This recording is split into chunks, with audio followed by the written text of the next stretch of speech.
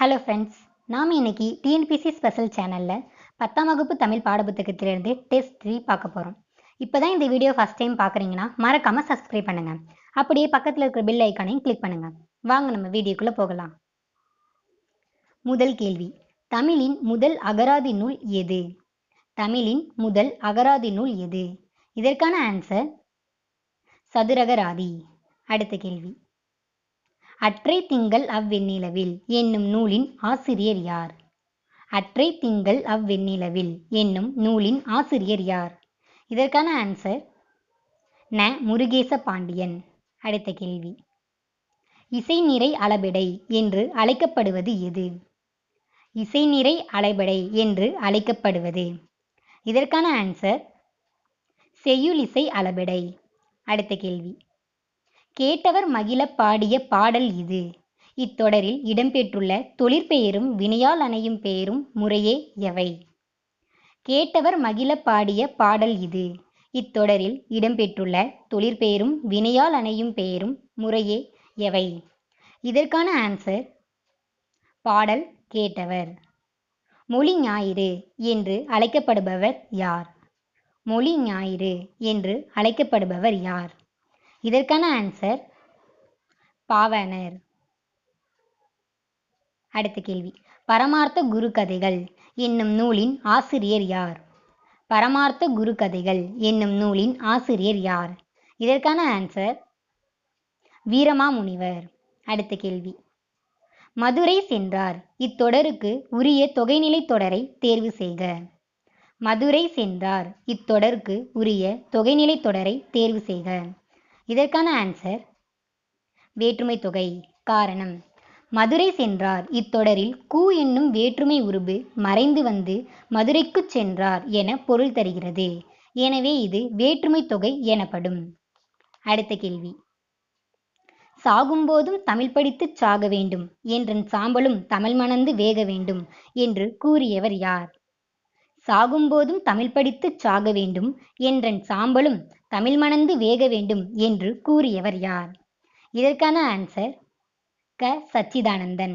அடுத்த கேள்வி, எந்த ஆண்டு நவம்பர் 1ஆம் நாள் கன்னியாகுமரி மாவட்டம் தமிழ்நாட்டுடன் இணைக்கப்பட்டது?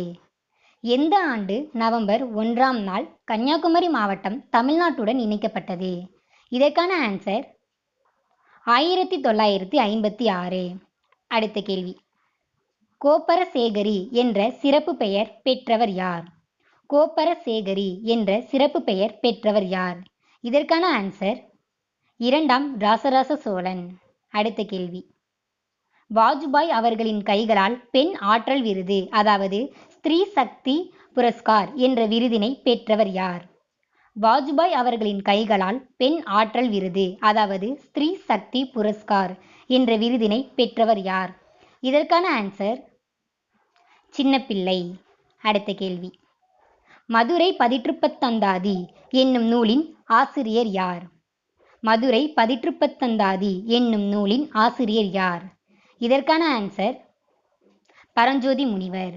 அடுத்த கேள்வி, செம்மை சான்ற காவிதி மாக்கள் என்று அமைச்சர்களை பாராட்டுபவர் யார்?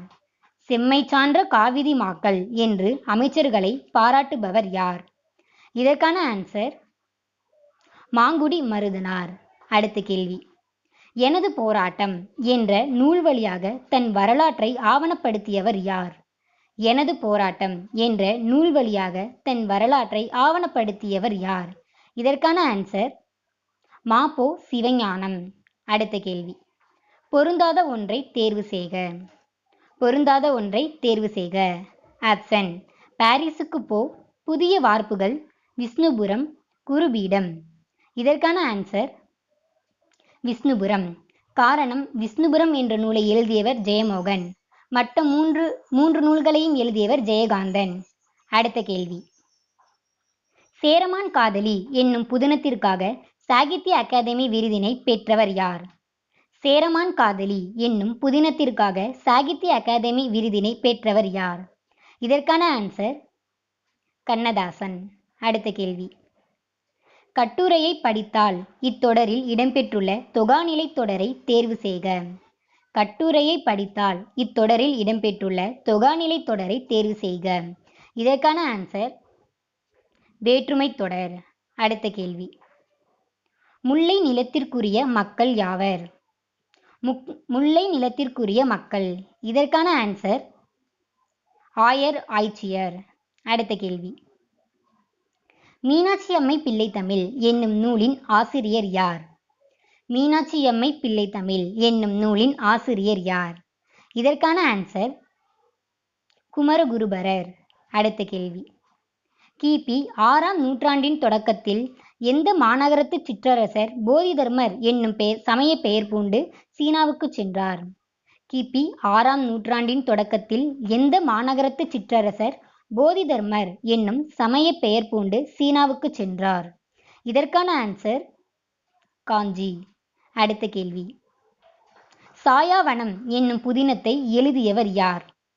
சாயாவனம் என்னும் புதினத்தை எழுதியவர் யார்? இதற்கான ஆன்சர் சா கந்தசாமி. அடுத்த கேள்வி, செம்மல் என்பது பூவின் எந்த நிலை? செம்மல் என்பது பூவின் எந்த நிலை? இதற்கான ஆன்சர் பூ வாடின நிலை. அடுத்த கேள்வி, பொறுத்தார் பூமி ஆழ்வார் இத்தொடர் இடம்பெறும் பெயர் வகை எது? பொறுத்தார் பூமி ஆழ்வார் இத்தொடர் இடம்பெறும் பெயர் வகை எது? இதற்கான ஆன்சர் வினையால் அணையும் பெயர். காரணம், வினைமுற்று பெயராக மாறி நின்று மற்றொரு வினைமுற்றை கொண்டு முற்று பெறுவது வினையால் அணையும் பெயர் எனப்படும். கடைசி கேள்வி, சிவப்பு சட்டை பேசினார் இத்தொடரில் உள்ள தொகையின் வகை எது? சிவப்பு சட்டை பேசினார் இத்தொடரில் உள்ள தொகையின் வகை எது? இதற்கான ஆன்சர் அன்மொழி தொகை. காரணம், வேற்றுமை, வினை, பண்பு, உவமை, உம்மை ஆகிய தொகைநிலை தொடர்கள் ஆகும். இவை அல்லாத சொற்கள் மறைந்து நின்று பொருள் தருவது அன்மொழி தொகை எனப்படும். நன்றி.